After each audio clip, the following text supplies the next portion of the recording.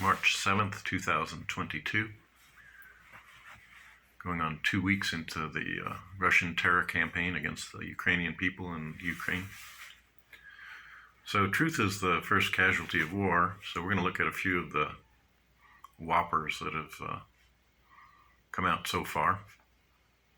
And Putin is no stranger to being a propagandist. He was a KGB man himself early on. And I don't know if those guys come to believe their own lies at some point. That's what it takes. You got to believe that this first lie was a miscalculation as well, and it was so monumental as to possibly be beginning and end, start and finish, and end a ball game right there, which is that they thought or claimed that Ukraine was a part of Russia and that the Ukrainians would welcome Russians with open arms and as liberators. This didn't last too long, got dispelled pretty fast. And the tactics that the Russian military have come to use in their frustration kind of illustrate that you'd have to wonder how, if this is the way Mr. Putin considers treating his fellow brothers and family members. But in fact, obviously it's a war of naked aggression, and he didn't believe his own lies. Unfortunately, that makes thinking along those lines just a gross miscalculation, and it may be enough to defeat the Russians in the end.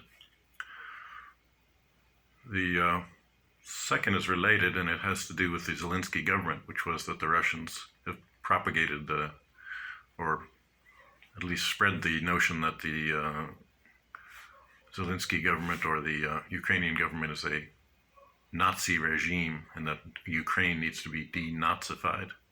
And this is kind of a howler on the face of it, given that Zelensky himself is Jewish. But if you look at the two sides and the way they're behaving, it's kind of not too hard to see which side's tactics are more akin to the Nazis would be more, which side the Nazis would be more at home with. But in fact, the Ukrainians have behaved in a way so exemplary one could only hope to behave in roughly the same way, given the same set of circumstances. The third has to do with the way the Russian soldiers themselves had to be deceived in order to partake in the invasion in the first place. So that gives an indication of the level of confidence that the Russian commanders had that the recruits and the frontline soldiers would even be willing to go into Ukraine. And once these recruits who thought they were going on exercises found themselves in a shooting war with a neighboring country that they had no beef with, most of them want nothing to do with it, and some are more than willing and happy to lay down their arms and become prisoners of war.